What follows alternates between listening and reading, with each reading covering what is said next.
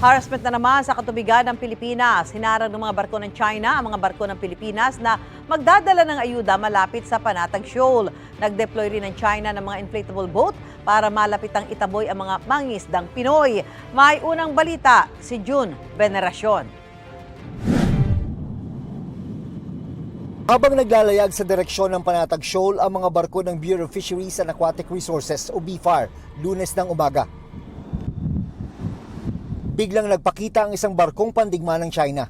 May isa pa silang warship na wala sa video.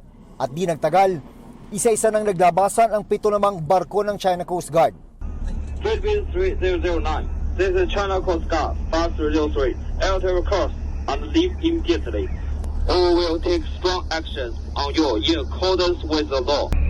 China Coast Guard 5303. This is PRP Dato Balinsosa, MMOV 3009. You must stay clear of our route. Over. Ang 4 na barko ng BFAR at 2 mula sa Philippine Coast Guard, tinapatan ng mas marami at naglalakihang barko ng China. Roger, monitor. Over. Nagkaharangan sa layong 28 nautical miles patungong Panatag Shoal. Sakto maski papano, dahil dito sila makikipagkita sa mga Pilipinong mangingisda na bibigyan nila ng ayuda. Kahit takot, walang magawa. Siyempre, dito tayo nabubuhay sa pamilya natin. Habang namimigay ng krudo at iba pang ayuda, binasag ang katahimikan ng malakas na tunog ng sirena mula sa CCG vessel 5303.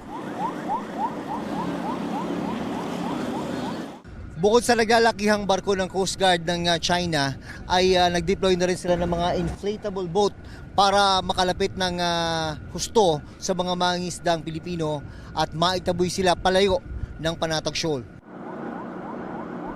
Lalo pang tumaas ang tensyon nang isa-isa nang lapitan ng mga inflatable boat ang mga mangingisdang Pinoy. Tataboy nila yung mga isda. Itinaboy ang mga mangingisdang Pinoy kahit pa nasa 120 nautical miles lang ang Panatag Shoal mula sa mainland Luzon, pasok sa 200 nautical mile exclusive economic zone ng Pilipinas. Habang ang China, mahigit 400 nautical miles ang layo. Ganito ang vlogger lang, sir. Ang bubuli. Masakit talaga, sir. Kaya sa atin to, bakit nagkaganito? Reklamo ng mga mangingisdang Pinoy. Matagal na silang ginigipit at hindi pinapalapit ng China Coast Guard sa Panatag Shoal na kilalang mayaman na pangisdaan. Masakit sa amin dahil siyempre bawal na kami mangisda dito eh. Lugar namin to eh, lugar natin to. Dapat tayo nagpapaalis sa kanila. Pagkatapos ng resupply mission, sinubukan pa ng BFAR na makapagsagawa ng maritime patrol para makalapit sa Panatag Shoal. Kaya kahit patakip silim hanggang dumilim, tuloy-tuloy pa rin ang pagbuntot at pagbantay ng China Coast Guard sa mga barko ng BFAR. Mag-aalas 7 na ng umaga, March 25, at ito wala pa ring tigil itong China Coast Guard vessel 5303 sa pagdikit dito sa BRP Dato Balinsusa na aming sinasakyan. Sa kabila ng harassment na naman ng China, ang mga mangingisdang Pilipino ay naprotektahan because of the deployment of the Philippine Coast Guard and BFAR vessels. Nakatanggap sila ng fuel subsidy. So I think this is a successful mission. dahil hindi nakalusot sa pagbabantay ng China, hindi na nagpumilit ang BFAR na makadikit sa Panatag Shoal. Pero babalik at babalik pa rin daw sila para ipakitang hindi isinusuko ng Pilipinas ang Panatag Shoal sa China.